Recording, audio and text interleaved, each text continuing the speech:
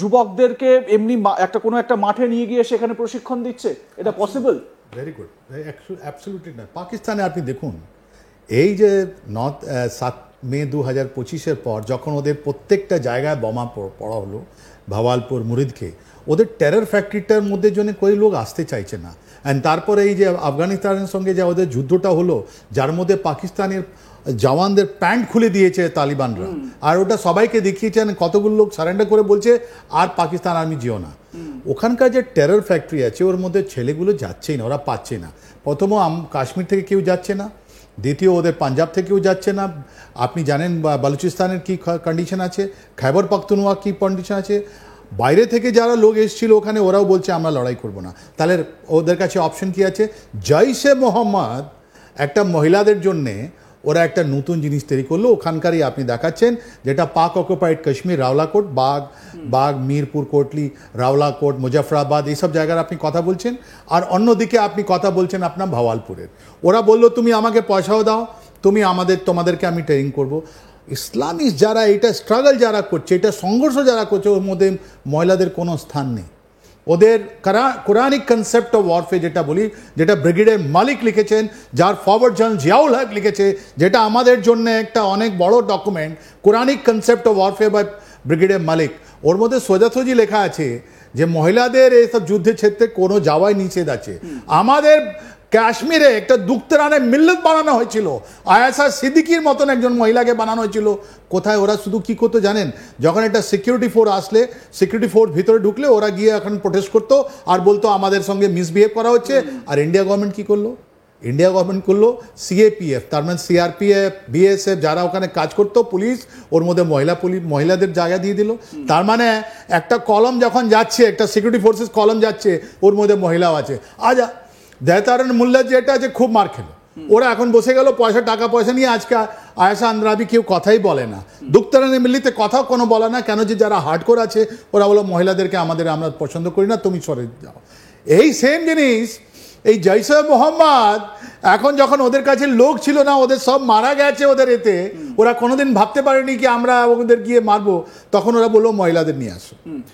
আমরা একটু এই ভিডিওটাও দেখাই। জৈশি মোহাম্মদ যে ট্রেনিং দিচ্ছে মহিলাদের, জিহাদের পাঠ পড়াচ্ছে এবং এদেরকে জিহাদি তৈরি করা, এটা কিন্তু মানে যেরকম আর কে স্যার বললেন, স্যার আমি যদ্দূর জানি বা যদ্দূর আমার ইসলামিক হিস্ট্রি বা ইসলামিক যে কালচার নিয়ে আমার আইডিয়া আছে, এটা কিন্তু ইসলামে একেবারে নিষিদ্ধ। মহিলাদেরকে এইরকম ওয়ারফেয়ারে টেনে আনা পুরোপুরি নিষিদ্ধ। এটা কি হচ্ছে স্যার? এটা দেখুন, ধর্মের নামে যদি আপনি মহিলাদেরকে এনে যদি আপনি সংঘর্ষ ওদেরকে শেখান কি করে জঙ্গি হওয়া যায়, এটা পুরোপুরি নিষিদ্ধ। তো এদের সঙ্গে কি কাজ করবে? ওদের যেহেতু মানুষগুলো নেই, ওদের সঙ্গে এখন ওদের আইডিওলজি বিক্রি হচ্ছে না, তখন এরকম মহিলাদেরকে, মা বোনকে ওদের এনে ওদের মগজ ধোলাই কাজ হচ্ছে। হ্যাঁ, বালুচিস্তানে আমি দেখেছি চায়নাদের আগেনস্টে বালুচি মা বোনরা নিজে ফিদাই হয়ে ওদেরকে উড়িয়ে দিয়েছে, অনেকগুলো চাইনিজ ইঞ্জিনিয়ারকে মেরেছে বালুচিস্তানে।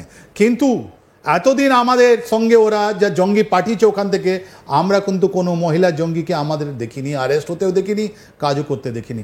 এটা প্রথম আমরা দেখলাম আফটার অপারেশন সিন্দুর। এটা তো প্রথম জিনিস আমরা দেখছি, আর এটা সাকসেসফুল হবে না। আর এই জিনিসটাই আপনার কে টানলো?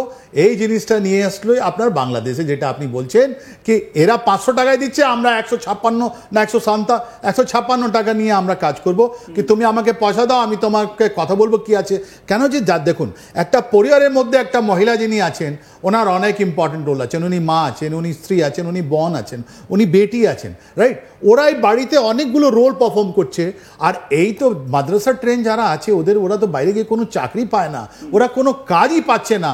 ওরা ডক্টর হতে পারে না, ওরা ইঞ্জিনিয়ার হতে পারে না, ওরা আর্কিটেক্ট হতে পারে না, ওরা পাইলট হতে পারে না, ওরা যে কোনো জিনিস হতে পারে না। এদেরকে আগে পড়ানো হলো কি তোমাকে আমি পড়িয়ে নিয়ে আসবো, এতে তুমি চলে আসো আমাদের মাদ্রাসায়।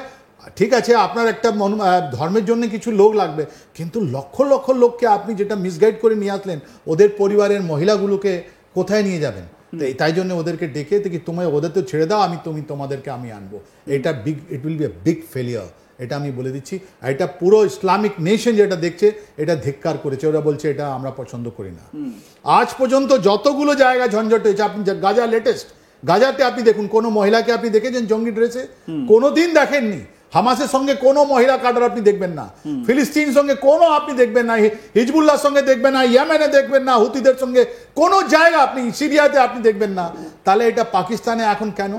পাকিস্তানে এখানে কেন? বিকজ ওদের সিচুয়েশনটা খুব খারাপ হয়ে গেছে, ওদের কাছে পয়সা নেই, ওদের লোক নেই, তাই জন্য ওরা মহিলাদের কিনেছে। আর বাংলাদেশে কেন? বাংলাদেশ তো পাকিস্তানের পিছনে পিছনে লেজের মতন এখন হয়ে গেছে, রাইট? ওরা আগে আমাদেরকে দুষ্ট ইন্ডিয়া ইন্ডিয়া ইন্ডিয়া তো বললো, আমাদের তোমার সঙ্গে নেই, ভারত নেই বাবা। ওরা বাংলাদেশে জামাত ইসলামের যতগুলো প্রপাগান্ডা আছে তো কাজ করছে না, তাই আপনি বলি, তাই জন্যে ওরা এখন মহিলাদেরকে ডাকা নিজেটা স্ট্রেংথটা বাড়াবার জন্য। ওরা জানে বাংলাদেশের মহিলা যদি দেখেন ওরা দু জায়গায় ভোট দেবে, আইদার আওয়ামী লীগ আর বিএনপি, ওর ছাড়া তৃতীয় জায়গা ওরা দেবে না। তাই জন্য ওখানে একটা এসআইআর হয়ে গেছে, ওরা প্রত্যেকটা 300 সিট আছে মহিলাদের জন্য, আলাদা সিট রিজার্ভ আছে, ওটা অ্যাবভ 300 সিটস, 300 সিট ছাড়া অন্য অনেকগুলো সিট আছে ওদের জন্য। কিন্তু এই যে 300 সিটের মধ্যে প্রত্যেকটা সিটে পার্লামেন্টারি সিটে ওরা এই জামাত ইসলাম চিহ্নিত করে 20 থেকে 30,000 মহিলাদের নাম বাতিল করে দিয়েছে, कि মহিলাদের আমি ভোট দিতে দেব না। অন্যদিকে ওরা বলছে কি তোমরা আসো মহিলারা, ভাই বোনরা, তোমাদের বোনরা তুমি আসো, আমি তোমাদেরকে এলাজ করব। এটা ডাবল স্ট্যান্ডার্ড। আর তারপরে গোলাম আজম, যিনি বাংলাদেশ জামাত ইসলামের চিফ ছিলেন, উনি কি করলেন মার্চ 1971-এ? উনি প্রত্যেক রাতে বাড়ি থেকে তাড়িয়ে বাইরে ছিলেন। উনি যতগুলো সুন্দরী আমাদের ভাই বোন মা বোনরা ছিল ওদেরকে নিয়ে ধর্ষণ করেছেন বা পাকিস্তানি আর্মিকে দিয়েছেন। এটা ইনকার করুক, আমি দেখিয়ে দিচ্ছি আপনাদেরকে। যতগুলো মহিলাগুলো আমরা 71-এ উদ্ধার করেছি সবাই গোলাম আজমের নাম নিয়েছে। এই গোলাম আজম, এই গোলাম আজম সন্ত্রাসবাদী লোক যারা আছে আপনার রাজাকার, ওরা যতগুলো আমরা ওখানে বাঙালি মেয়েগুলো ছিল, মাগুলো ছিল, ওদেরকে সবাইকে ওরা নিয়ে গেছে আর পাকিস্তানি আর্মিকে দিয়েছে। এরা দালাল, এরা ধর্ষণ করেছে, রাইট? এই জামাত ইসলাম বাংলাদেশে কি কথা বলবে? ওরা সব প্রপাগান্ডা চালাচ্ছে। এই আপনার ইউনুস এন্ড ওয়াকরের প্যাটার্নে কি আমরা এটা করছি, আমরা কিছু করিনি। এই একই কায়দায় তো মানে ঠিক যেরকম ভাবে এই ট্রেনিং গুলো হচ্ছে, জিহাদি ট্রেনিং, আমরা যদি বাংলাদেশেও দেখি স্যার, এই যে বাংলাদেশে যে কোর্স করানো হচ্ছে, সেখানে মানে রিজার্ভ ফোর্স বাড়ানোর নামে সেখানে অস্ত্র ট্রেনিং দেওয়া হচ্ছে যেখানে সেখানে, তাহলে সে একই কায়দায় তো যাচ্ছে বাংলাদেশেও। অ্যাবসলিউটলি। আপনি যদি এবং ইউনুস প্রশাসনের মদতও রয়েছে, আপনার মধ্যে যত ওরা এখন বুঝতে পেরেছে যে আমার পাওয়ার থাকবে না। স্টেট আপনাকে বলছি, যদি ইলেকশন হলে আপনার এই যাদের এজিটেটর ছিল, যাদের নিয়ে ইউনুস এসেছিলেন, ওরা আসবেন না। 10 না 5টা সিট পাবে ওরা, জামাত ইসলাম আরো পাবে না। তাহলে কারা আসবে ওর মধ্যে? আজকে ইলেকশন করালে যেহেতু আপনার আওয়ামী লীগ ব্যান বা বিএনপি আসবে, আমি আপনাকে লিখে দিচ্ছি বিএনপি আসবে, নাহলে জাতীয় পার্টি আসবে। ওরা তো এদেরকে থাকতে দেবে না। তাহলে এরা কি করবে? নিজেকে বাঁচাবার জন্য কিছু না কিছু করতে হবে। ইলেকশন প্রথমে তো ইলেকশন করাবে না, এরা চেষ্টা করবে যে যতদিন আমরা ইলেকশনকে আরো বাদ দিতে পারি, অনেকগুলো ফায়দা আছে, লস হবে না, ওটা একটা করাবে ওরা। দ্বিতীয়, এরা নিজের জন্য একটা পার্টিতে